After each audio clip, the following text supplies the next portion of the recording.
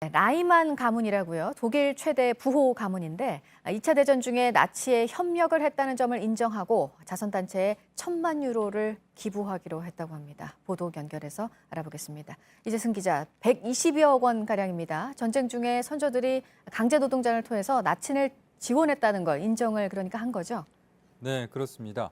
이 라이만 가문은 2차 세계대전 당시 군수품을 생산했고 특히 1943년부터 175명의 강제 노동자를 동원한 것으로 밝혀졌습니다. 이 라이만 가문의 대변인인 페터 하르프는 언론을 통해 전쟁 당시 이 라이만 가문의 선조들이 강제 노동자를 통해 나치를 지원했다는 사실을 인정했습니다. 또 심지어 라이먼 가문의 주요 인사로 1954년 숨진 알베르트 라이먼과 또 1984년 사망한 그의 아들이 유죄라고 말하기도 했습니다. 하르프 대변인은 우리가 현재 할 수 있는 것에 대해 논의해 왔다면서 적절한 기관에 기부할 것이라고 밝혔습니다.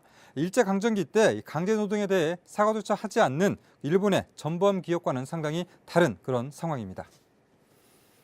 네, 다음으로 트럼프 미국 대통령이 시리아 골란고원에 대한 이스라엘의 주권을 인정하는 문서에 서명할 것이라고 이스라엘 외무부가 밝혔다는 소식입니다. 네타냐후 이스라엘 총리의 방미에 맞춰 이뤄질 것이라는 보도인데요. 지난해 5월 트럼프 정부가 국제사회의 반대에도 예루살렘을 이스라엘의 수도로 인정하고 또 자국 대사관을 이전한 데 이어서 또 한 번 중동의 뇌관을 건드리게 될 것으로 보입니다. 네, 그리고 공무상 재해 인정을 받은 경찰관이 있네요. 변사 사건 등을 처리했었고 극단적인 선택을 한 경찰관이죠. 네, 그렇습니다. 경찰 A씨는 순경으로 임명된 뒤에 그 자해나 자살 등 잔인한 장면들을 지속해서 목격한 뒤에 스트레스와 상처를 받는다고 호소를 해왔습니다. 그는 2016년 6월에 휴가 기간 중에 음주운전을 하다가 가로등을 들이받았고 이 일로 청문감사실 조사를 받은 뒤 같은 날 집에 들어와 극단적 선택을 했습니다. 유족은 A씨가 공부상 사유로 자살했다면서 공무원연금공단에 유족 보상금을 청구했다가 거절당하자 소송을 냈는데요. 1심을 맡은 서울행정법원은 지난해 5월에 공부상 재해로 봐야 한다라고 인정을 했고 이번에 2심에서도 1심과 같은 그런 판결이 나왔습니다.